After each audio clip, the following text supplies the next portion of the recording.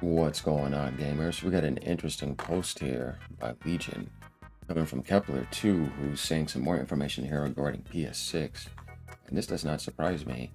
According to what they're saying, it says PS6 bombshell. According to new leaks from Kepler L2, the base model of the PS6 will be 100% digital. This doesn't surprise me. This drive, I think, is over for a while ago. And it's going to come with a 1 terabyte. Okay, that's cool. 1 terabyte is fine with me.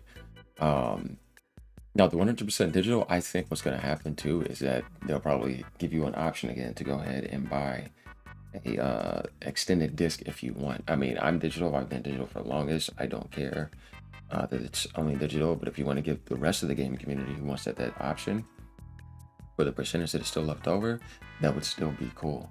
But other details get more interesting. He says, I want to believe that it means the disk drive will come separately because getting rid of physical games will be shooting themselves in the foot. I agree.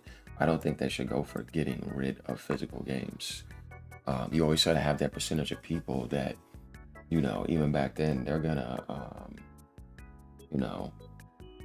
always gonna want to go to the store. There's people still gonna want to go to GameStop. There's people still gonna want to go to Best Buy. People want to buy stuff off of Amazon. There's always gonna be those type of people. You know what I mean? So it's like you always gotta have that option there for them. Now, what's interesting is the narrow textual compression that I was talking about a while ago when that first came up, like if that was a rumor or not. And it seems like it's a very real thing because I said when it comes to the PS6, and Sean Layden said it too, there has to be something more attractive than power. And we see this right here that it says, as for the storage space, and this is a huge thing, even though it seems small, Sony would use AI neural texture compression to drastically reduce file sizes. So if you're getting that 1 terabyte too, and games are huge, and you'll be able to use that AI to have one more games. For example, it says right here, a 150 gigabyte game could end up picking up just 22 gigabytes. See, this is what I mean by like next gen integration. And then you'll have PSSR 3 there on top of PS6 exclusives or PS5 to PS6 crossplay exclusives.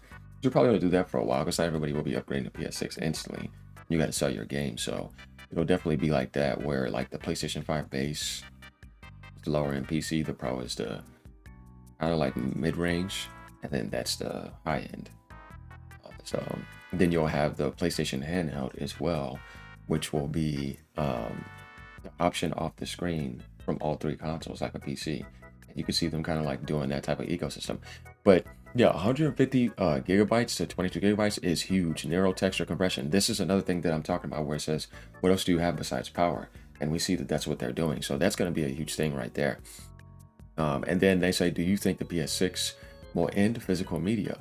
I'll be reading you in the comments, right? I want you guys to let me know what you think about that. So we kind of get another clarification, though Sony didn't specifically say it, but how did you know about this? Because this was a patent that was filed, and it seems like this is definitely for PlayStation 6.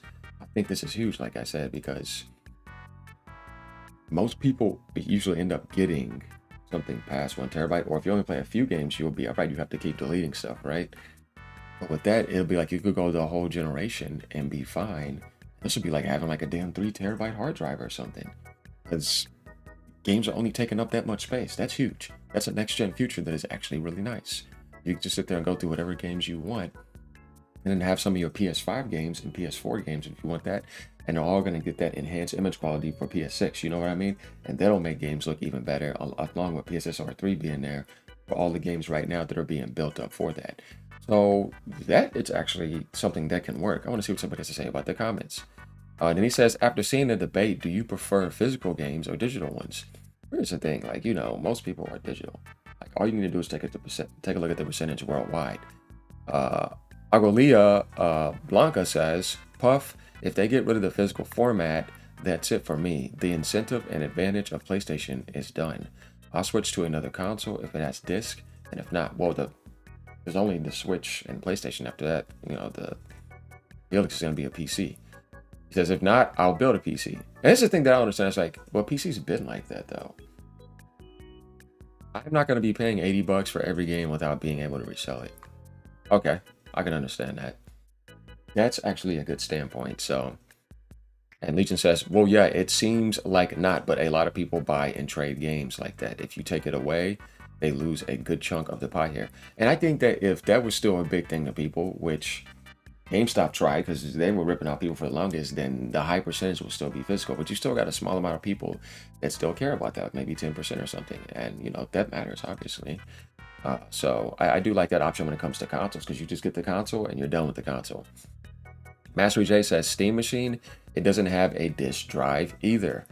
Does it? I see that depending on who's releasing the hardware, you'll like it more or less.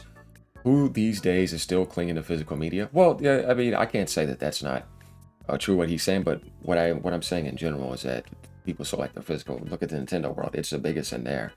Doesn't live in the present, nor is capable of showing where this sector is headed. No matter how much we like it, not like it. Steam and digital by nature, consoles are for physical games for the same reasons. Yeah, true, 100%. So, I mean, I get what he's saying.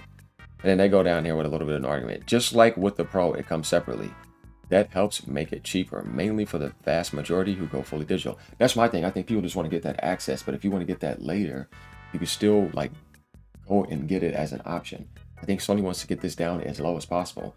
Adding the physical by default just makes it more expensive for everybody by default when the mass majority is 85%. Why would you do that? No, you want to sell it as cheap as possible.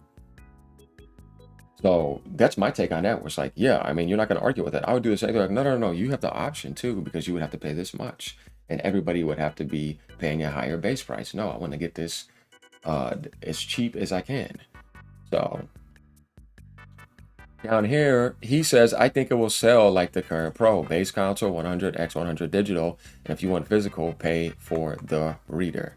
Yeah, that'd be the logical thing. Eden says, I think they want to give utility to the readers already purchased for the PS5 Slim Pro so you can reuse it on the new one. That way, they also ensure they're always the same. They always sell the same reader and not a new one. That would actually be very good if they did end up doing that. I want you guys to let me know what you think about that. That's actually a very good point that he has to say.